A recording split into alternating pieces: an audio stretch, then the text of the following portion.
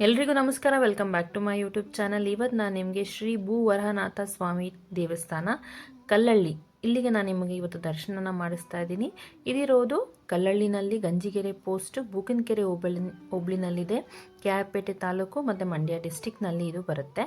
So ಈ ದೇವಸ್ಥಾನಕ್ಕೆ ಹೇಗೆ ಹೋಗೋದು, ಈ ದೇವಸ್ಥಾನದಲ್ಲಿ ಏನಿದೆ ಮತ್ತು ಇದರದ್ದು ವಿಶೇಷತೆಗಳೇನು ಅಂತೇಳಿ ಇವತ್ತಿನ ವಿಡಿಯೋದಲ್ಲಿ ತಿಳಿಸ್ಕೊಡ್ತಾ ಇದ್ದೀನಿ. ಹಾಗಿದ್ರೆ ವಿಡಿಯೋನ ಶುರು ಮಾಡೋಣ. ಹಾಗೆ ನೀವಿಲ್ಲಿ ಹೇಮಾವತಿ ನದಿ ಕೂಡ ನೋಡ್ಬೋದು ಪಕ್ಕದಲ್ಲೇ. ಸೊ ಇದು ದೇವಸ್ಥಾನದ ಎಂಟ್ರೆನ್ಸ್ ಆಗಿರುತ್ತೆ. ಇಲ್ಲಿ ನಿಮಗೆ ಪೂಜೆ, ಹಣ್ಣು ಸಾಮಾನುಗಳೆಲ್ಲ ಮಾರ್ತಿರ್ತಾರೆ. ನೀವು ಇಲ್ಲಿಂದ ಅದನ್ನು ಕೊಂಡ್ಕೊಂಡು ನೀವು ಅಲ್ಲಿ ಹೋಗಿ ದೇವಸ್ಥಾನದಲ್ಲಿ ಪೂಜೆಯನ್ನು ಮಾಡಿಸ್ಬೋದು.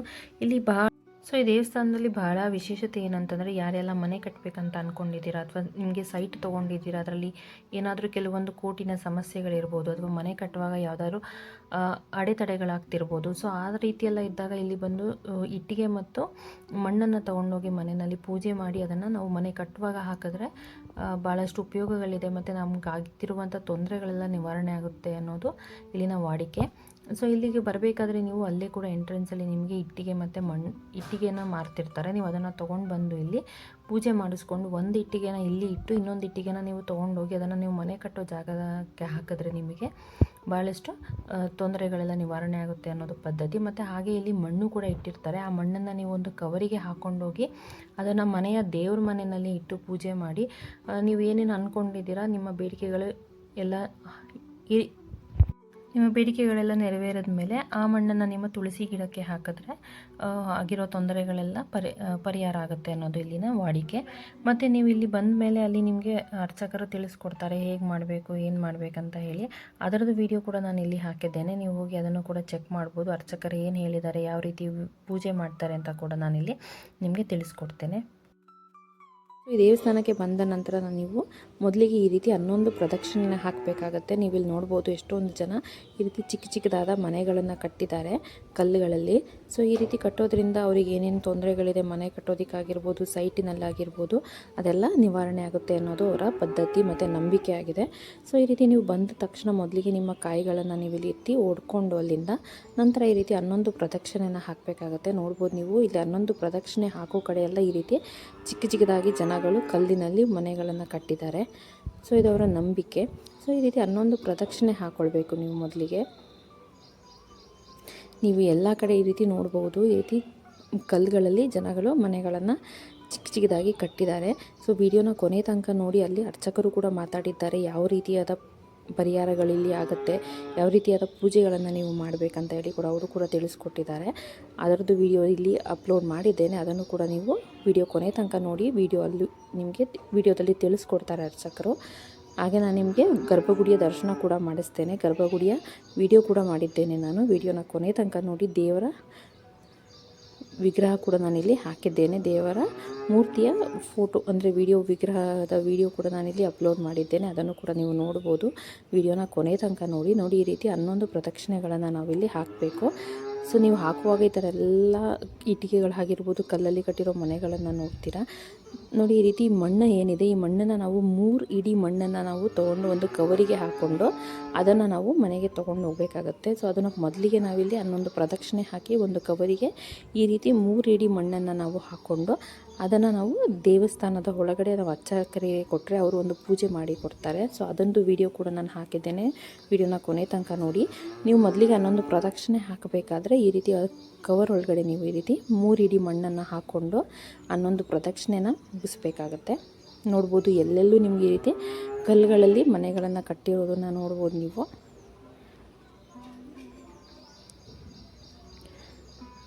ಸೊ ಈ ದೇವಸ್ಥಾನ ಬಂದು ಗರ್ಭಗುಡಿನಲ್ಲಿ ದೇವರು 18 ಅಡಿ ಎತ್ತರವಿದ್ದಾರೆ. ಮತ್ತು ಇದು ದೇವರು ಬಂದು ಬೂದು ಕಲ್ಲಿನಿಂದ ಮಾಡಿದ್ದಾರೆ. ಮತ್ತು ಹಾಗೆ ಭೂದೇವಿಯನ್ನು ತನ್ನ ಎಡತೊಡೆಯ ಮೇಲೆ ಅವರು ಕೂರಿಸ್ಕೊಂಡಿದ್ದಾರೆ. ಅದನ್ನು ಕೂಡ ನೀವು ನೋಡ್ಬೋದು. ಆ ವಿಡಿಯೋ ಕೂಡ ನಾನಿಲ್ಲಿ ಹಾಕಿದ್ದೇನೆ. ಇದು ವಿಷ್ಣುವಿನ 3ನೇ ಅವತಾರ ಅಂತ ಕೂಡ ಹೇಳ್ತಾರೆ. ಇದು ಮೈಸೂರು ಮತ್ತು ಮಂಡ್ಯಕ್ಕೆ ಎರಡಕ್ಕೂ ಕೂಡ ಹತ್ತಿರವಾಗಿದೆ.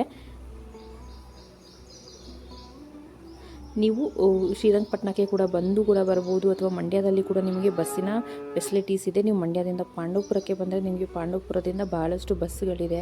ಕೆ ಆರ್ ಪೇಟೆ ರೂಟ್ನಲ್ಲಿ ಹೋಗುವಂಥ ಭಾಳಷ್ಟು ಬಸ್ಗಳಿದೆ. ಇಲ್ಲಾಂದರೆ ನೀವು ಅಲ್ಲಿ ಆಟೋಗಳು ಕೂಡ ಇರುತ್ತೆ, ನೀವು ಅದನ್ನು ಕೂಡ ಮಾಡಿಕೊಂಡು ಬರ್ಬೋದು. ಇಲ್ಲಾಂದರೆ ನಿಮ್ಮ ಸ್ವಂತ ವೆಹಿಕಲಲ್ಲಿ ಕೂಡ ನೀವು ಇಲ್ಲಿಗೆ ಬರ್ಬೋದು.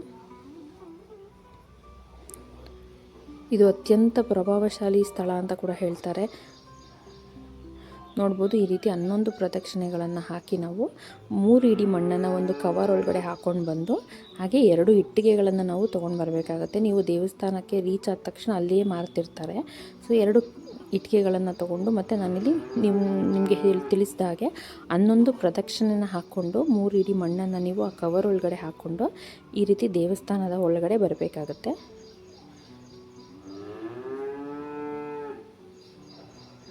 ಸೊ ಈ ರೀತಿ ನೀವು 11 ಪ್ರದಕ್ಷಿಣೆಗಳನ್ನು ಹಾಕ್ಕೊಂಡು 3 ಇಡಿ ಮಣ್ಣನ್ನು ಒಂದು ಕವರಿಗೆ ಹಾಕ್ಕೊಂಡು 2 ಇಟ್ಟಿಗೆಯನ್ನು ತೊಗೊಂಡು ಬಂದು ಈ ರೀತಿ ದೇವಸ್ಥಾನದ ಒಳಗಡೆ ಬಂದು ನೀವು ಇಲ್ಲಿ ಒಂದು ಟಿಕೆಟನ್ನು ತೊಗೊಳ್ಬೇಕಾಗತ್ತೆ. ಇಲ್ಲಿ ಮಾರ್ತಿರ್ತಾರೆ ರಶೀದಿಗಳನ್ನು. ಆ ರಶೀದಿಯಲ್ಲಿ ನಿಮ್ಮ ಹೆಸರನ್ನು ಬರೆಸ್ಕೊಂಡು ನೀವು ನೋಡಿ, ಅಲ್ಲಿ ಕಾಣಿಸ್ತಾ ಇರ್ಬೋದು ನಿಮಗೆ, ಅಲ್ಲಿ ರಶೀದಿಗಳನ್ನು ಕೊಡ್ತಾರೆ. ಅದನ್ನು ಈಸ್ಕೊಂಡು ನೀವು ಮಣ್ಣು ಮತ್ತು ನಿಮ್ಮ ಕಲ್ಲಿನ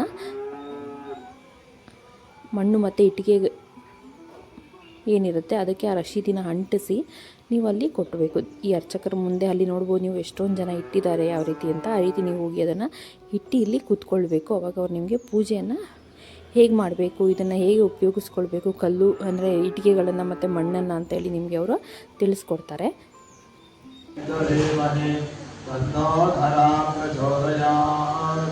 ಬಟ್ಟೆ ಒಳಗಡೆ ಎಲ್ಲ ಹಾಕಿ ಕಟ್ಟಿಟ್ಟು ದೇವರ ಮನೆ ಇಟ್ಟು ಪೂಜೆ ಮಾಡಬೇಕು. ನಿಮ್ಮ ಕೆಲಸ ಕಾರ್ಯ ಏನಾಗಬೇಕು ಅಂದ್ಕೊಂಡಿದ್ದೀರಾ ಆ ಕೆಲಸ ಕಾರ್ಯ ಆಗುವವರೆಗೂ ದೇವರ ಮನೆ ಇಟ್ಟು ಪೂಜೆ ಮಾಡಬೇಕು. ಆದ ನಂತರ ಮತ್ತೆ ಬಂದು ದೇವರ ದರ್ಶನವನ್ನು ಮಾಡಿ ಇಲ್ಲಿಂದ ಹೋದ ಮೇಲೆ ಆ ಮೃತ್ತಿಕಾ ಮಣ್ಣನ್ನ ತುಳಸಿ ಗಿಡಕ್ಕೆ ವಿಸರ್ಜನೆ ಮಾಡಬೇಕು. ಮತ್ತೆ ಇಟ್ಟಿಗೆ ತಂದಿರೋರು ಒಂದು ಇಟ್ಟಿಗೆನ ನಮ್ಮ ದೇವಸ್ಥಾನದ ಮುಂಭಾಗದಲ್ಲಿ ಮತ್ತೊಂದು ಇಟ್ಟಿಗೆ ತಗೊಂಡೋಗಿ ನೀವು ಮನೆ ಕಟ್ಟುವಾಗ ಈಶಾನ್ಯ ಭಾಗದ ಗೋಡೆಗೆ ಸೇರಿಸಿ ಕಟ್ಟಿಸ್ಬಿಡ್ಬೇಕು. ಮತ್ತೆ ಯಾರು 11 ಪ್ರದಕ್ಷಿಣೆ ಹಾಕ್ತೇನೆ ಬಂದು ಪೂಜೆ ಮಾಡಿಸ್ತಾ ಇದ್ರ ಅವರು 11 ಕಂಪ್ಲೀಟ್ ಮಾಡ್ಕೊಂಡು ಹೋಗ್ಬೇಕು, ಹಾಗೆ ಹೋಗ್ಬಾರ್ದು. ಈಗ ಮೃತ್ತಿಕಾ ಪೂಜೆ ಆಗಿದೆ. ಆ ಮೃತ್ತಿಕೆಯವರಿಗೆ ನಿಮ್ಮ ಚೀಟಿ ಇಟ್ಟಿದ್ರ ಆ ಚೀಟಿ ನಿಮ್ಮ ಹೆಸರು ಬಂದಿದೆ, ಅವರು ಮಾತ್ರ ನೋಡಿಕೊಂಡು ನಿಧಾನವಾಗಿ ತಗೊಂಡು ಹೊರಗಡೆ ಹೋಗಿ ಶ್ರೀ ಲಕ್ಷ್ಮೀ ಭೂವರಾಹ ಸ್ವಾಮಿಯ ದರ್ಶನವನ್ನು ಮಾಡಿಕೊಂಡು ಅನಂತರ ಶ್ರೀದೇವಿ ಭೂದೇವಿ ಶ್ರೀನಿವಾಸನ ದರ್ಶನ ಮಾಡಿಕೊಂಡು ಅನಂತರ ದಾಸರು ಹೋಗಿ ಪ್ರಸಾದ ತಗೊಂಡು ಜೈ ಶ್ರೀರಾಮ್ ಹೇಳಿದ್ದೀನಿ. ನಿಧಾನ ತಗೊಳ್ಳಿ, ಬೇರೆ ಮಣ್ಣೆಲ್ಲ ತಗೊಳಕ್ ಹೋಗ್ಬೇಡಿ. ಆ ಬೇರೆ ಮಣ್ಣು ತಗೊಂಡ್ರೆ ಕೆಲಸ ಆಗಲ್ಲ. ಅದಕ್ಕೋಸ್ಕರ ನೀವು ನಿಮ್ಮ ಮೃತ್ತಿಕಾ ಮಣ್ಣನ್ನು ತಗೊಂಡೋಗಿ. ಈ ಅರ್ಚಕರು ತಿಳಿಸ್ಕೊಟ್ಟ ಹಾಗೆ ನಾವು 11 ಪ್ರದಕ್ಷಿಣೆ ಹಾಕಿ ಅಲ್ಲಿ ತಂದಿರುವಂಥ 2 ಇಟ್ಟಿಗೆಗಳು ಮತ್ತು ಮಣ್ಣನ್ನು ಅಲ್ಲಿ ಪೂಜೆ ಮಾಡಿಸ್ಕೊಂಡ ನಂತರ ನಾವು ಅದನ್ನು ಮನೆಗೆ ತೊಗೊಂಡು ಹೋಗಬೇಕು. ತೊಗೊಂಡು ಹೋಗೋದಕ್ಕಿಂತ ಮುಂಚೆ ಅಲ್ಲಿ ಶ್ರೀದೇವಿ ಭೂದೇವಿ ದೇವಸ್ಥಾನ ಕೂಡ ಇದೆ, ಅದನ್ನು ಕೂಡ ನೀವು ನೋಡಿಕೊಂಡು ಹಾಗೆ ಇಲ್ಲಿ ಭೂಹರನಾಥ ಸ್ವಾಮಿನ ದರ್ಶನ ಮಾಡ್ಕೊಳ್ಬೇಕಾಗತ್ತೆ. ಅದನ್ನು ಕೂಡ ನಾನು ನಿಮಗೆ ಮಾಡಿಸ್ತೇನೆ. ನೋಡಿ, ಈ ರೀತಿ ದೇವಸ್ಥಾನದಿಂದ ಗರ್ಭಗುಡಿ ಒಳಗಡೆ ಈ ರೀತಿ ನಾವು ಎಂಟರ್ ಆಗಬೇಕು.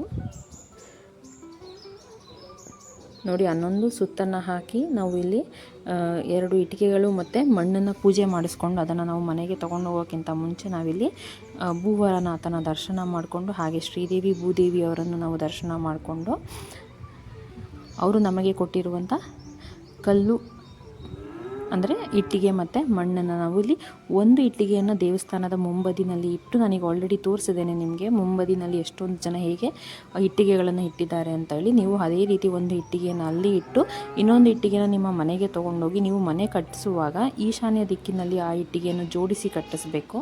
ಸೊ ಅದರಿಂದ ನಮಗೆ ಆಗಿರುವಂಥ ತೊಂದರೆಗಳೆಲ್ಲ ನಿವಾರಣೆ ಆಗುತ್ತೆ ಅನ್ನೋದು ಇಲ್ಲಿ ಪದ್ಧತಿ. ಮತ್ತು ಮಣ್ಣನ್ನು ಅಷ್ಟೇ ಕೂಡ ನಾವಿಲ್ಲಿ ಒಂದು ಅರಿಶಿಣದ ಬಟ್ಟೆನಲ್ಲಿ ಅದನ್ನು ಕಟ್ಟಿಟ್ಟು ಅದನ್ನು ನಾವು ಪೂಜೆ ಮಾಡ್ತಾ ಬರಬೇಕು. ನಮಗೆ ಯಾವಾಗ ನಾವು ಅಂದುಕೊಂಡಿರುವ ಕೆಲಸಗಳೆಲ್ಲ ನೆರವೇರುತ್ತೆ ಆವಾಗ ನಾವು ಆ ಮಣ್ಣನ್ನು ತೆಗೆದು ತುಳಸಿ ಗಿಡಕ್ಕೆ ಹಾಕಬೇಕಂತೇಳಿ ಅಲ್ಲಿನ ಅರ್ಚಕರು ತಿಳಿಸ್ಕೊಟ್ಟಿದ್ರು.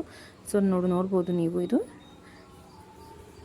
ಭೂವರನಾಥ ನೋಡ್ಬೋದು. ಅವರ ಎಡದ ತೊಡೆ ಮೇಲೆ ಅವರು ಭೂದೇವಿಯನ್ನು ಕೂರಿಸ್ಕೊಂಡಿದ್ದಾರೆ.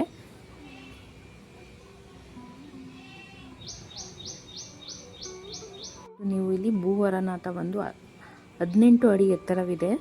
ಅದು ದೇವರು ಕೂತಿರೋ ಭಂಗಿನಲ್ಲಿ ಇರೋದು. ಸೊ ಅವರ ಎಡದ ತೊಡೆಯಲ್ಲಿ ಅವರು ಭೂದೇವಿಯನ್ನು ಕೂರಿಸ್ಕೊಂಡಿದ್ದಾರೆ. ದೇವಿ ಕೂಡ 3.5 ಅಡಿ ಎತ್ತರದಲ್ಲಿದೆ.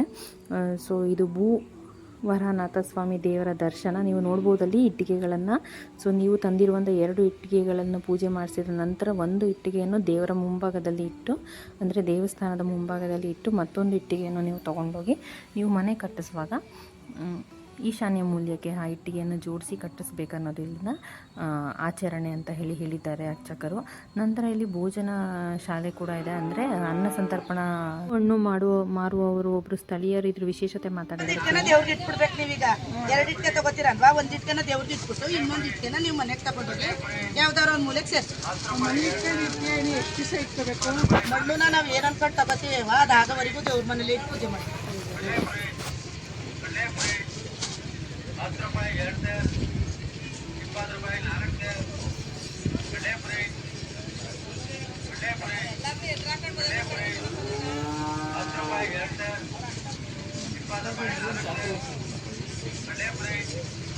ಎಣ್ಣೆ ಏನಾರು ತಗೋತೀರಾ?